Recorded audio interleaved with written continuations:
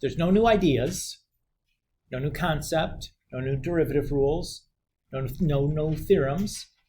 The bad news is it's pretty hard. And it's hard because it's just story problems. So it's calculus story problems. Okay? Now, I'm gonna go through and do, I think it was 5 examples here. That's all I'm planning on doing today. Okay? Huh? We'll talk about it. Just relax. It's okay. So the book gives you some kind of a guideline of like some good ideas on how to approach these kind of problems. So I'm just going to read through these and kind of talk about their approach here for a little bit, and then we'll jump in and do some of these examples, okay? So read the problem carefully. Like really make sure you understand what the scenario is that's being described. Draw a diagram if possible. Some problems will absolutely require a diagram to be able to kind of sort things out. Some of them, maybe you don't need it. Step 3, introduce notation. Assign symbols to all quantities that are functions of time. What does it mean by function of time? Function of t. It means all variables that would be changing over time, right? So there'll be some quantities that are constant, that are the same no matter what, and there'll be other quantities that are going to be changing with respect to time. Okay?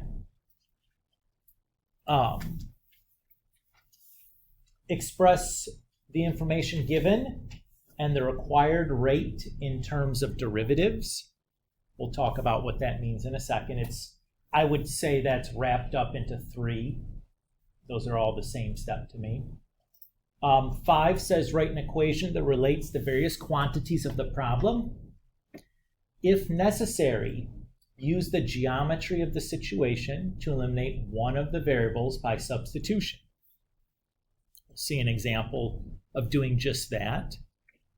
This is one of the things that makes these problems, I think, quite difficult, is you really have to understand what's going on, like from a visualizing in your head standpoint, and then you have to be able to kind of pull the appropriate, perhaps even geometry tool in order to eliminate a variable. And we'll look at an example of like how you know to look to do that and what are some of the tools that you might use. Step 6 says use the chain rule to differentiate both sides of your equation with respect to time. And then 7 says substitute the given information into the resulting equation and solve for the unknown rate. So let's start running through some of these examples here, okay? I'm not going to write step 1, do this step. I'm just going to kind of do this organically. We'll kind of cover all these things as we go. Is that okay? All right. The first problem, or the first example, says air is being pumped into a spherical balloon so that its volume is increasing at a rate of 100 cubic centimeters per second. How fast is the radius of the balloon increasing when the diameter is 50 centimeters? So take a moment and kind of visualize in your head what this situation kind of looks like. You guys have it?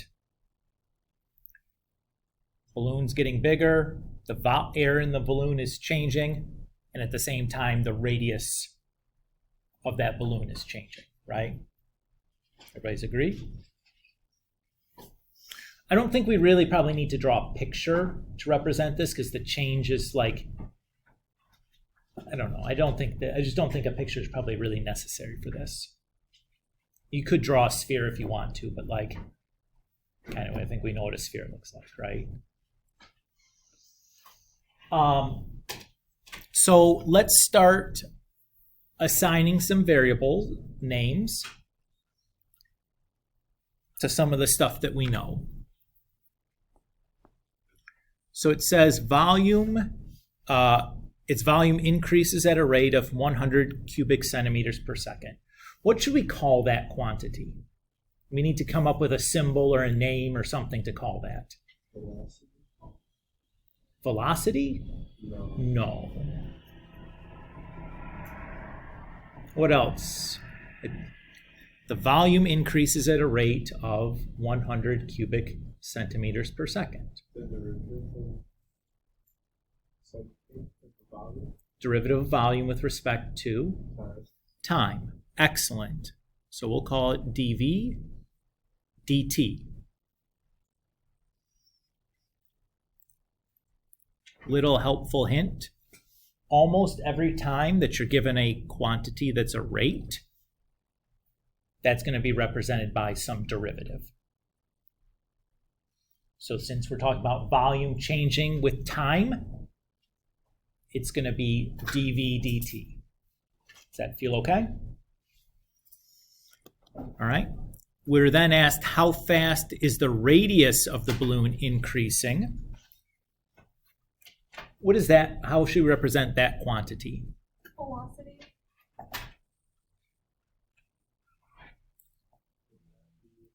Not velocity, I don't think. Acceleration. No. It would be a derivative. It's not a rate. It is a rate. Yeah. Derivative of the radius with respect to time. Yeah. So that's what we're going to be searching for is dr dt, the rate in which the radius is changing with respect to time. And then we're told the diameter is 50. Or actually, like, for some time t, when the diameter is 50. So basically, at that same time t, the radius is like 25 then, right? Everybody feel okay there? So far, so good?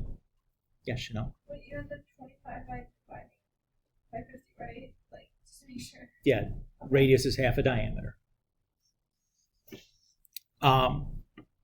Do we have an equation that relates all the variables for this situation? Or an equation that describes this situation, anyways?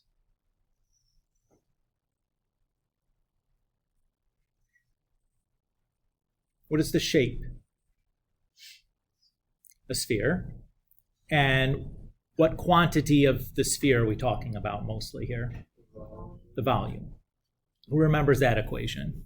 4/3 pi r squared. Cubed, right? All volumes are going to be cubic units.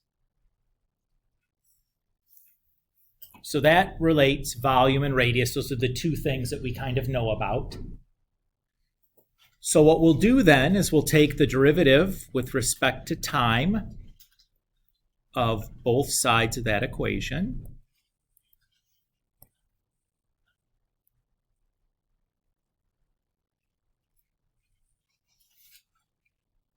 Everybody feels so far so good?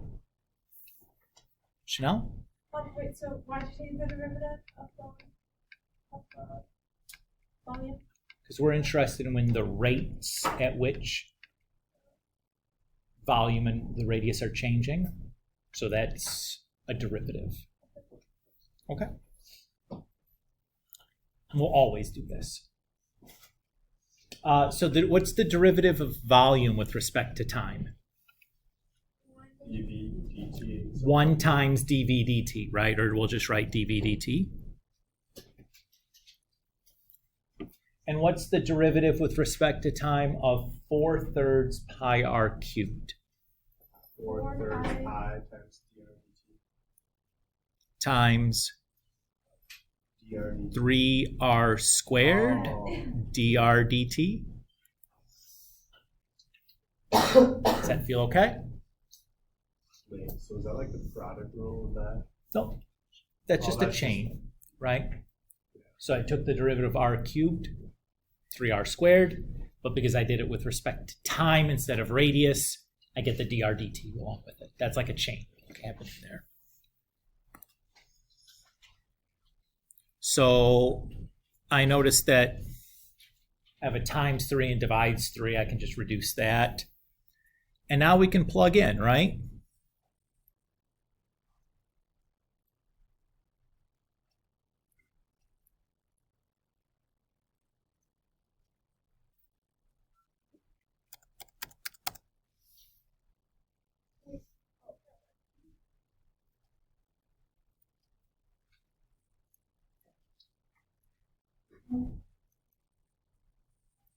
And if I reduce that, I get 1 over 25 pi.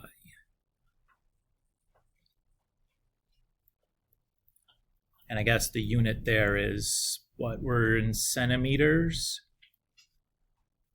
per second.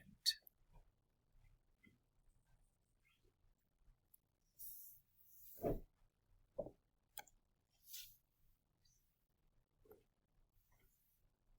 just looking confused how 4/3 pi are cube thing. What you do? Oh, because 4/3 pi is just a Constant. You take, well, Yep, So that's you okay. pretty much just took out 4/3 pi and then like the derivative of r cubed just 3r and then square then added the dr over dt because it's in terms of radius. Yeah. Well, because the derivative is in terms of time, but I'm differentiating in r, right? Okay. Everybody feel okay on this one? Here's the bad news. That's as easy as it gets. Now, to be clear, like these are going to feel hard in the beginning. They will get easier. They will, but you really have to like go slow, think about what we're doing, be methodical, but they are going to get easier. They feel very hard right now because you don't have any intuition, because you have done nothing that resembles this before, right? You do very few story problems, even in like algebra algebra 2 and pre-calculus. The closest, and a lot of this is geometry ideas. It's been a long time. It'll come back, but it's been a long time since we thought like geometrically and had to vision pictures like that in our head. And it's the first time you're doing like a calculus inside of a story problem, right? So they're going to feel hard. They will get easier, I promise, but it takes a little bit of time, and it takes a little bit of like sweat equity, right? Like you have to put some time into it. So the next problem, let's read this. It says a ladder 10 feet long rests against the vertical wall. If the bottom of the ladder slides away from the wall at a rate of 1 foot per second, how fast is the top of the ladder sliding down the wall when the bottom of the ladder is 6 feet from the wall?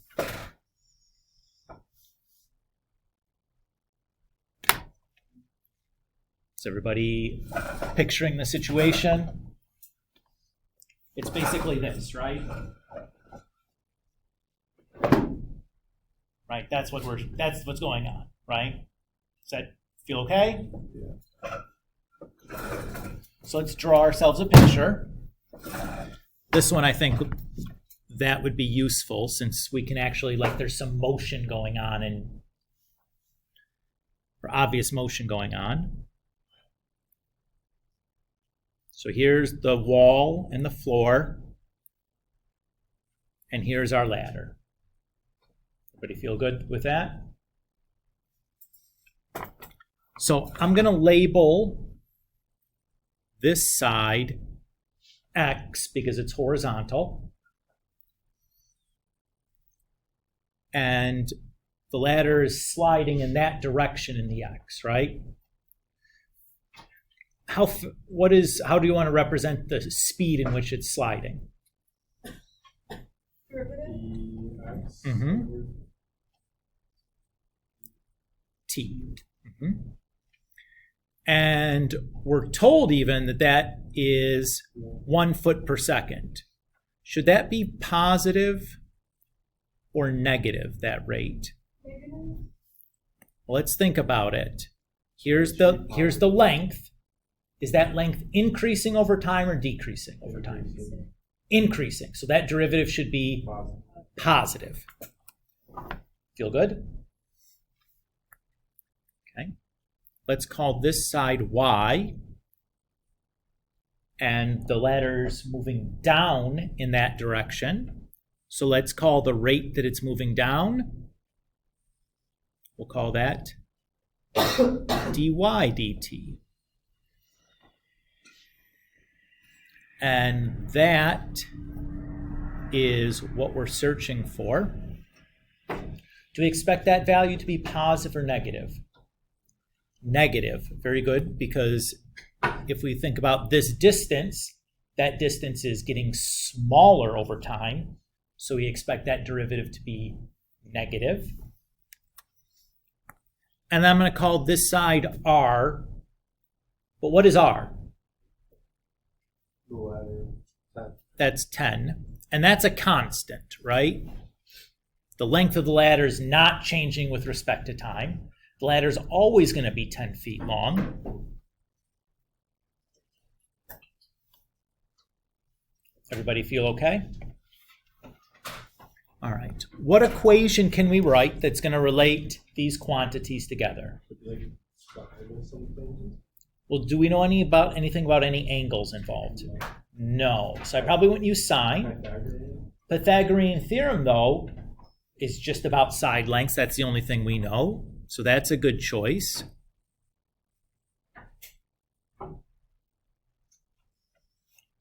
So when I do the derivative with respect to time of both sides, what is the derivative of x squared with respect to time? 2x dx dt. Very good. And y squared? 2y dy dt. Good. And derivative of r squared? 2r. No.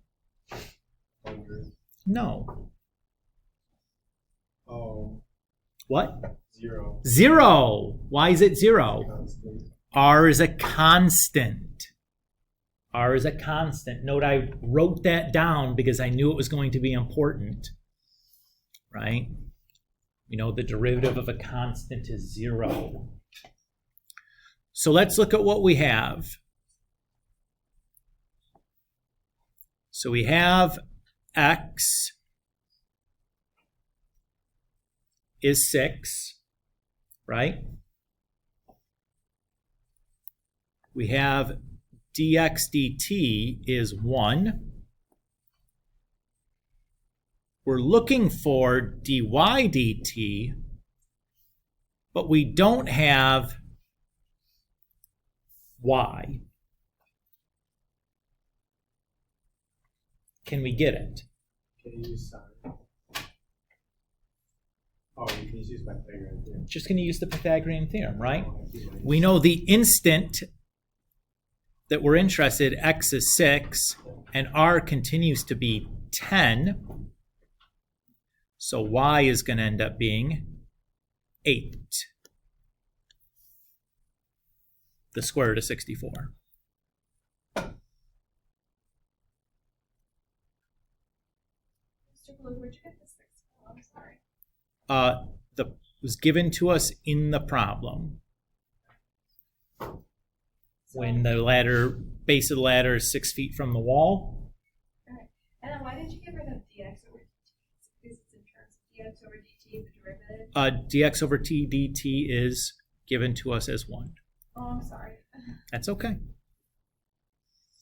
So when we solve, dy dt is going to be negative 12 over 16, or negative 3/4 foot per second.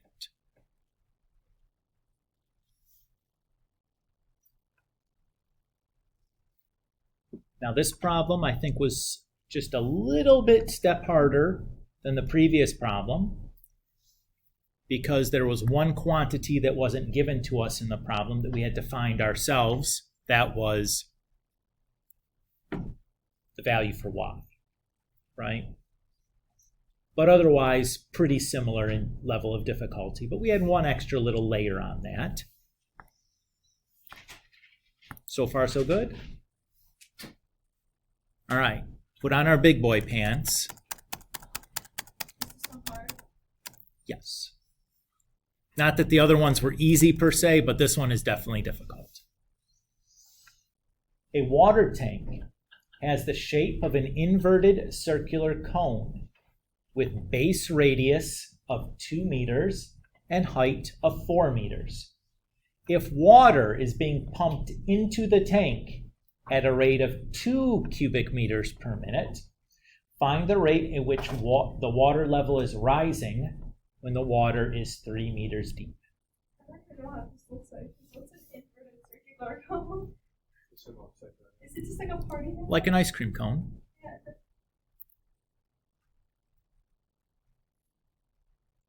Right? And we got some water in there somewhere. We have some like pipe that's like dropping water in. I got a lot of practice. Everybody feel okay with the drawing that we pictured? Does this meet what you kind of envisioned in your head?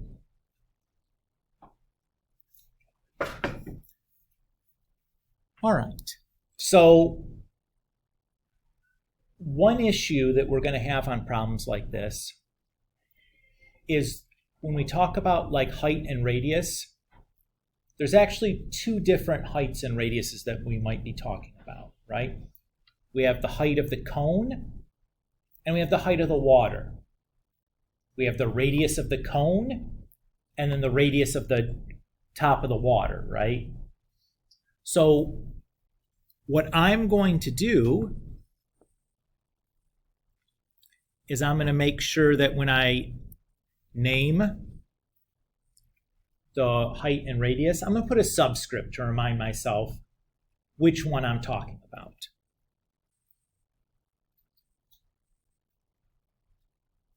So I'm going to call this R sub T, T for tank.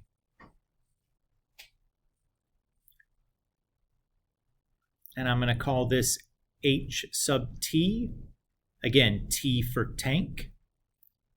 And I'm going to remind myself that each of those two things are constants because the size of our tank isn't changing.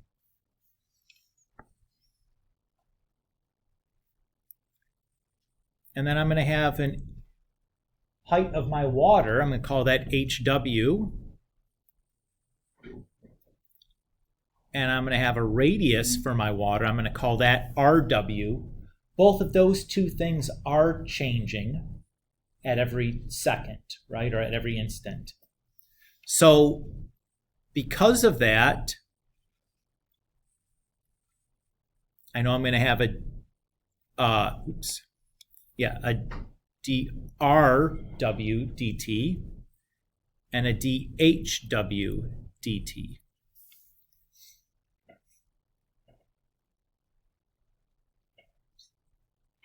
Now, the dhw dt is what we're being asked for, right? That's what they're asking in the question. There's one other piece of information that we haven't had, and that's the amount of water coming in. What is that going to be called? Look at the unit. Yeah. That's dV dt. How did I know it was a volume?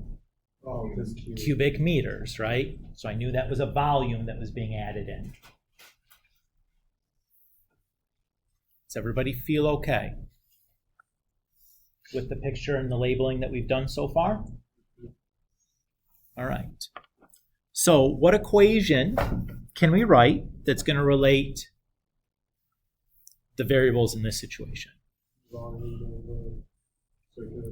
Volume of a circular cone. Does anyone remember that formula? I have no idea. 1/3 pi r squared. R cubed. Times height. Oh, okay. Now, really what we're interested in is when we do this for the water, though, right? That's the part that's changing as opposed to the tank. So again, I'm going to try to be careful and make sure I include the subscript every time I write a volume. I guess we probably should put a W on that too, right? A volume, a radius, or a height, since there's kind of like two cones going on in this problem. Okay, so let's take the derivative with respect to time now, right? So I get dvw dt equals 1/3 pi, and then how do I do the derivative of r squared w hw? Chain rule and a product rule. Okay, I have to do a product rule.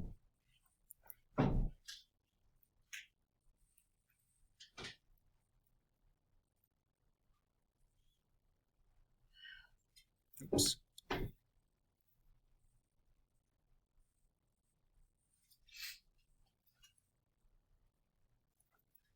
Why are you doing a chain rule? Because I'm differentiating variables with respect to time that aren't time. Wait, but isn't that, like, aren't you just doing the product rule and then just adding the... Well, the chain rule is why I'm getting these pieces, right? Got it. Now, what's the problem with the equation that we have here? Well, you have two different derivatives in it. Do we know what those are? No. So maybe this isn't what we want. So let's go back and look at this for a moment. Let's read 5 here and pay special attention here.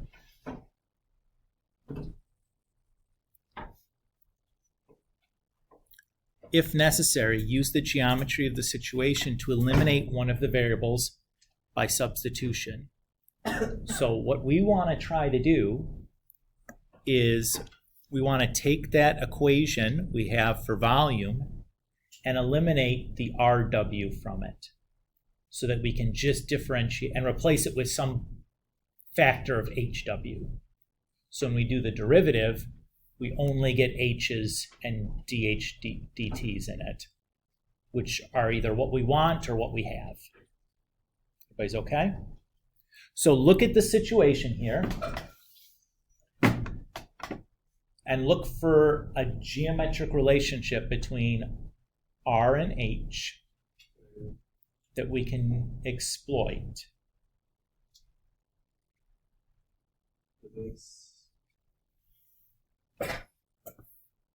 Which are Well, both, right? So this is what this is what we want. So this is like A, B, C. That's D and E. We can say triangle ABC is similar to triangle DEC. Why can we say those two triangles are similar? What geometry theorem did we use? the angle, side angle, side to side. Do you know side lengths for any of these pieces right now? No, angle. Used angle. Just two angles is enough, right? We know C is congruent because it's the same angle in each triangle, right? And we know that AB and DE must be parallel. Everybody agree with that? Mm-hmm. So angle A and angle D are congruent, or angle B and angle E are congruent. So definitely similar. What can we do with similar triangles? What does that allow us to do? They're proportionate. They're proportional. Very good. So I can say that, like, for instance, side AB over side AC is equal to side DE over side DC.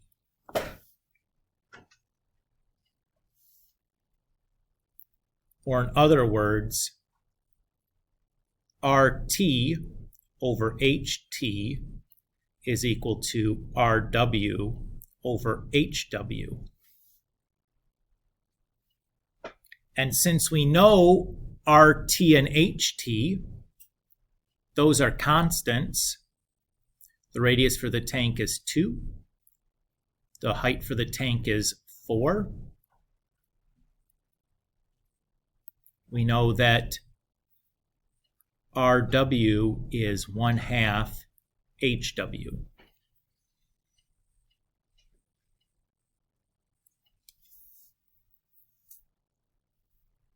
Everybody okay with how we got to there? Now, Mr. Kulik, how am I supposed to see that? In all reality, it's very difficult to come up with those relationships for the first time. What we're going to be doing over the course of working on this section is I'm going to be showing you these types of geometric tricks that we can use to eliminate variables, so that when you see a problem with a cone, you're like, oh, I have too many variables. I know how to eliminate a variable from a cone. I'm going to use the same similar triangles trick that I've seen before in examples. Until you've seen it, it's really difficult to come up with them on your own. Part of what we're going to be doing over the course of this section is showing you these tricks so you can add them to your toolbox and apply them in similar situations. Everybody okay? Now that's going to mean some struggle busts when you encounter something new, like a new trick, and you don't know what to do, and you have to come and ask, and we have to do it together and show everybody the trick. But that's okay, right? All right. So let's go ahead and pick up now where we left off. So we can now say the volume of the water is 1/3 pi, and instead of RW squared,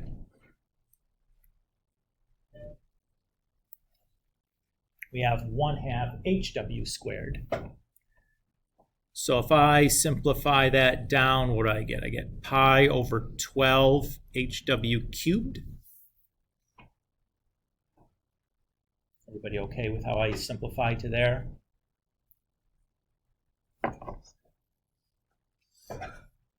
And now I'm ready to do my calculus.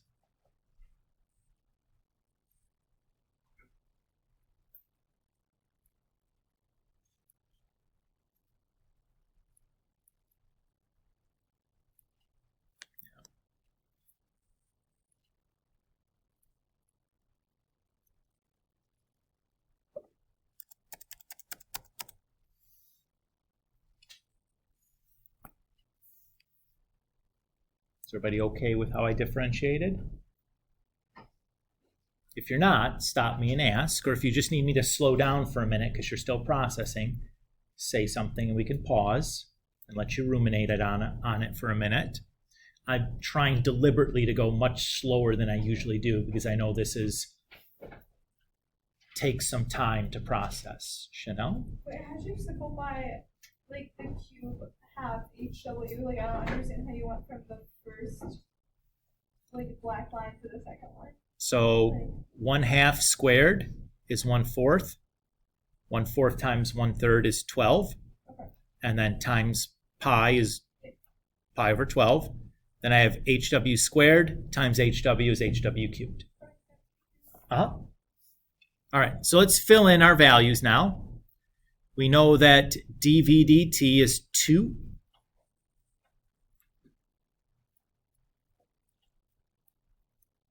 We know HW is 3. And we know we're looking for that quantity.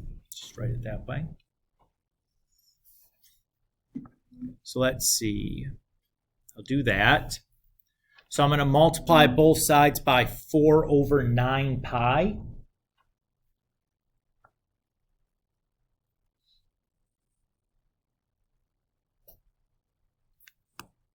And this is it feet? Oh, meters.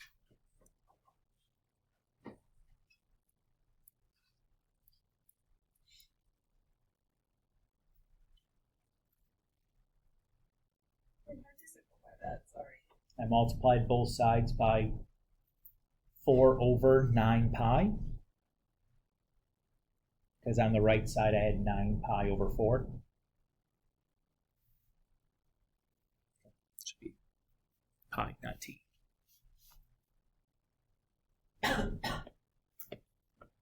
Is that okay? That's probably the most involved one of these examples. And it's the one with the most obvious, like, oh, I had to pull some geometry factoid in order to eliminate a variable. Because even if you had kept what we did at this step and done this elimination and said, oh, look, you know, RW is just going to be 1/2 of, you know, the 3 that we plug in, you're still up the creek because you still have no way to get dr dt, right? So you absolutely had to do that geometric elimination to be able to finish this problem. In general, on these problems, if you're stuck and you're like, I don't have enough information, it's probably because there's some kind of elimination of variable that needs to happen. Or the other possibility is something was a constant that you didn't realize was a constant. That happens fairly regularly also as you're working on these problems for the first time.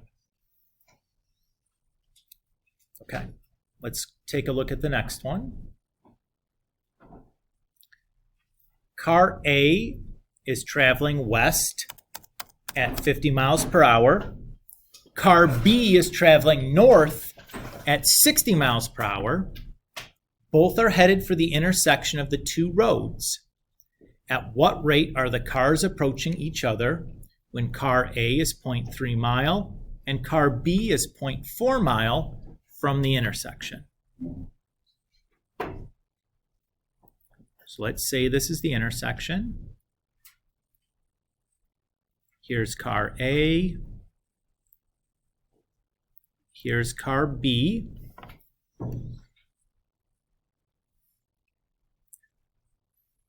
So I'm going to call this distance y, that distance x, and we'll say that the rate in which car B is approaching the intersection is dy dt, and the rate in which car A is approaching the intersection, dx dt.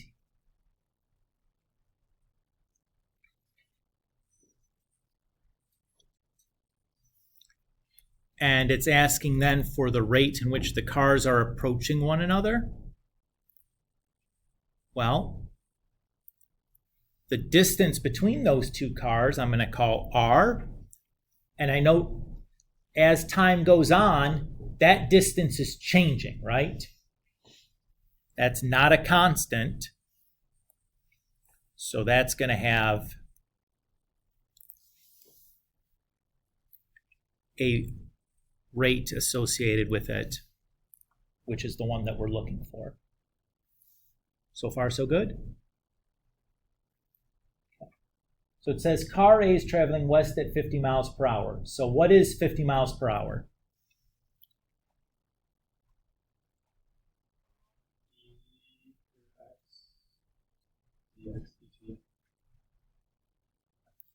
Okay. Who sees a problem? Should be negative. Yes. Why? It's smaller. Because that x distance is getting smaller over time, right? Good. And says car B is traveling north at 60 miles per hour. So what do I say there? Ooh, negative 60. Good job. Okay. Now, what equation relates this situation? Yes.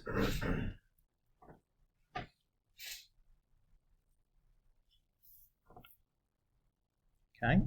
When I do the derivative of both sides, what do we get? 2x dx over dt plus 2y over dt equals 2r dr over dt. Great. So we have an x, we have a dx dt, we have a y, we have a dy dt. We know we're looking for dr dt, but we still don't have r. Can we just use that diagram here? Absolutely. So the r at the instant when car A is 0.3 mile away and car B is 0.4 mile away has to be 0.5 because it's just a 3, 4, 5 triangle. If you needed to solve that with like actually working it out, like no problem. I'm just going to save us all the agony. Yeah. Wait, so how would you solve that? Because didn't you plug in like all the values? Well, you just leave the r squared and then square root both sides. Right? There. Oh, okay. So you get 0.25 on the left and you square root both sides to get 0.5, right? Yeah, so okay, so you're just adding those two and then square rooting it. That's it? Okay, Yeah. because I thought you wrote something else in the R square, so I was confused. Oh, sorry. No, it's my fault. It's nobody's fault.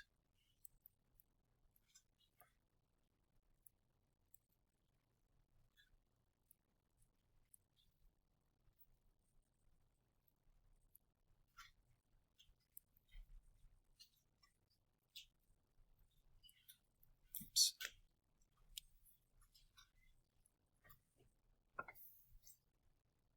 So look at that.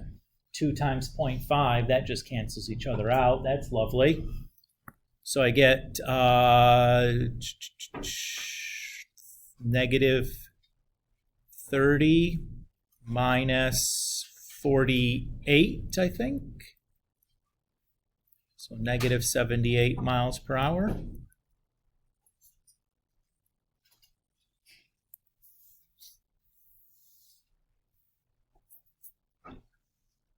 Does that one feel okay? Yeah. All right. Here's our last example.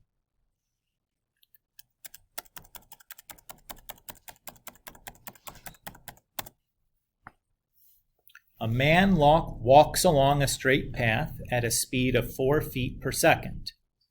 A searchlight located on the ground 20 feet from the path and is kept focused on the man. At what rate is the searchlight rotating when the man is 15 feet from the point on the path closest to the searchlight? I didn't understand the question. Okay, so here's my searchlight. Let's say here's our path. So like, yep, say like the man is here, the searchlight is like beaming on him, right? And he walks a little further and the searchlight's like turns to beam him, right? So he's covered by the searchlight the whole time.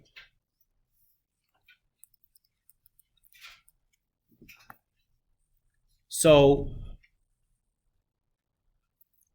we start at the point closest to the searchlight.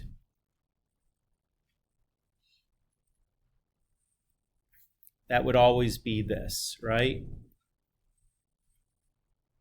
That distance is 20, and that's constant. Right? Because the searchlight is always going to be 20 feet from that closest point to the path. So far, so good. Okay. The man has walked down some distance, so the light is shining on him.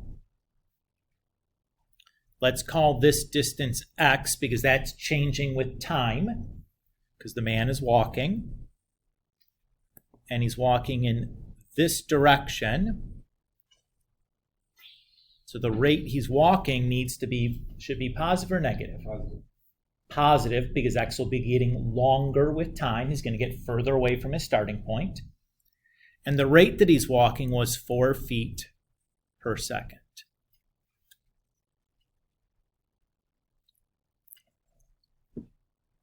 Everybody's okay with what I've drawn so far? The final sentence says, at what rate is the searchlight rotating?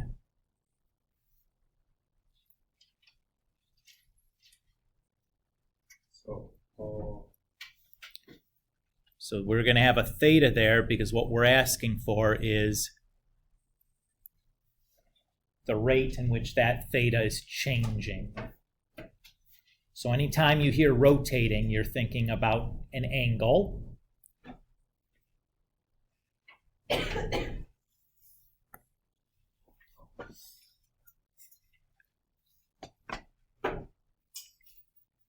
Everybody feel okay here? So far, so good? What equation should I write that's going to relate these quantities together? Tan theta equals x over y. Great.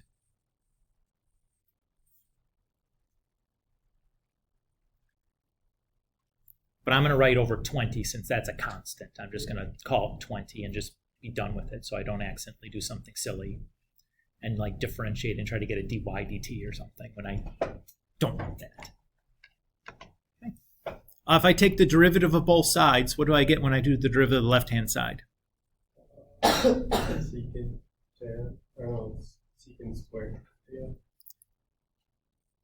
Times D theta over dt. Good. How about when I do the right-hand side? You get 0 and there's denominator of 2.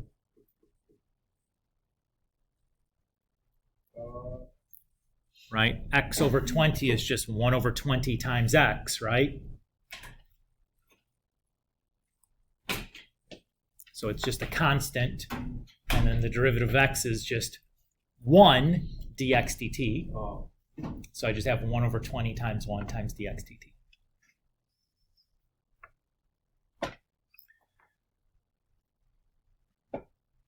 So to get d theta dt by itself, I would divide both sides by secant squared, right? But dividing by secant squared is the same thing as multiplying by 1/3 cosine. Cosine squared.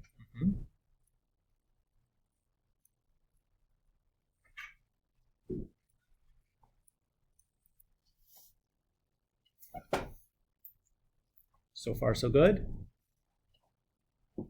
What's the problem here?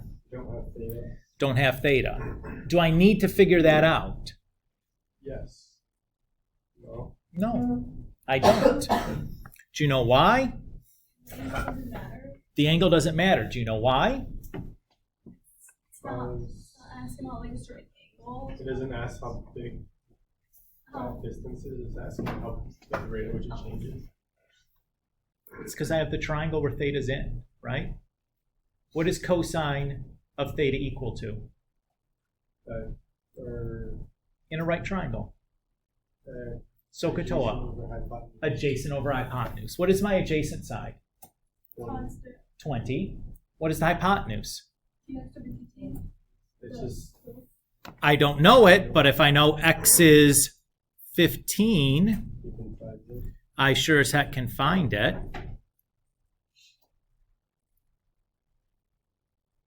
What does r have to be? Be 25. Just a multiple of a 3, 4, 5 triangle. So what is cosine squared going to be? 20 over 25 squared.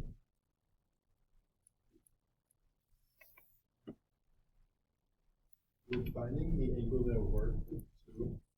Sure, it's like an extra step just to get 4/5. Yeah. But yes, you could find the. Yeah, so if you didn't think to just replace. Well, here's the thing: if you don't have a calculator for this problem, Oh. good luck with that, Yeah. right? You have to do this, or this is not what I would have done, because I wouldn't have used tan theta equals x over 20, although you can. I would have used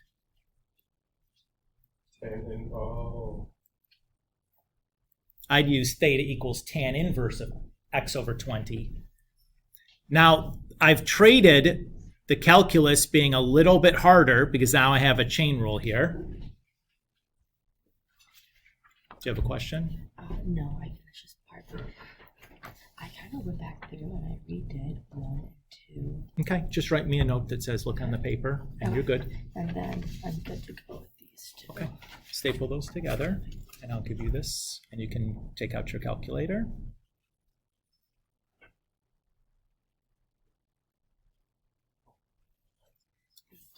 You're welcome.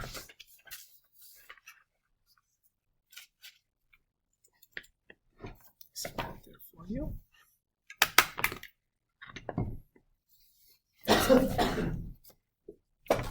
Okay.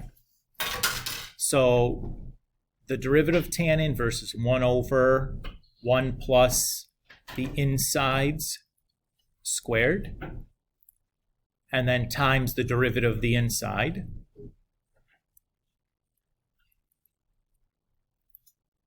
And you notice here, at no point do I need anything other than x, right?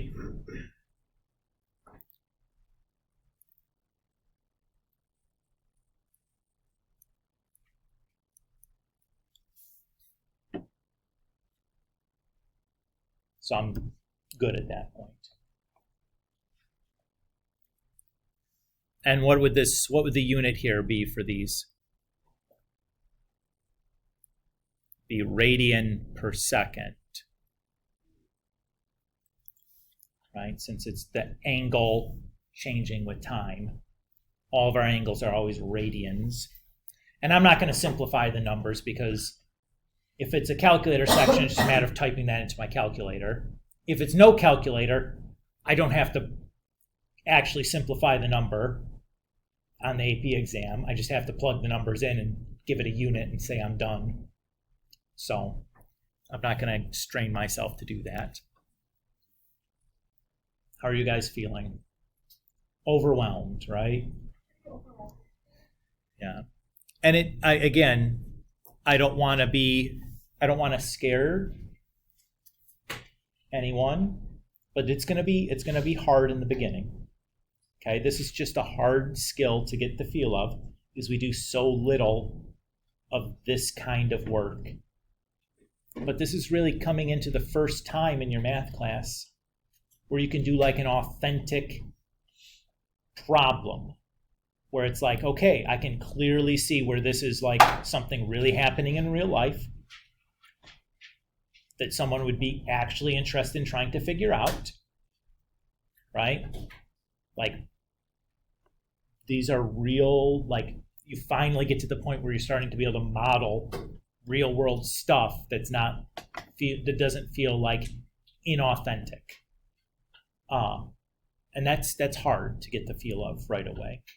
But you guys did a nice job participating. Chanel? Is there a lot of this on the AP exam? There's almost always a free response question dedicated to something, to a portion, at least a portion of the free response dedicated to something like this.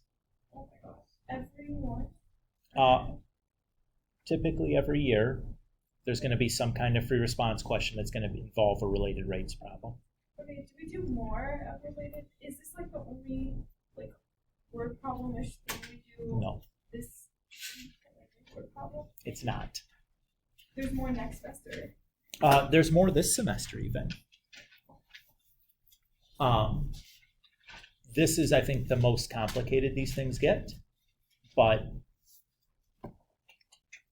so if you look at the homework set here at the bottom, notice that nothing is bolded.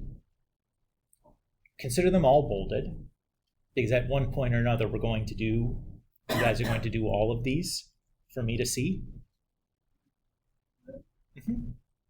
Because this is a skill that just we need to spend some time with. Okay? Now, when is this homework set going to be? When is the turn-in date for this homework set going to be? So not this Sunday. Do we have a chance to meet in class and talk about this homework assignment next week? Yeah.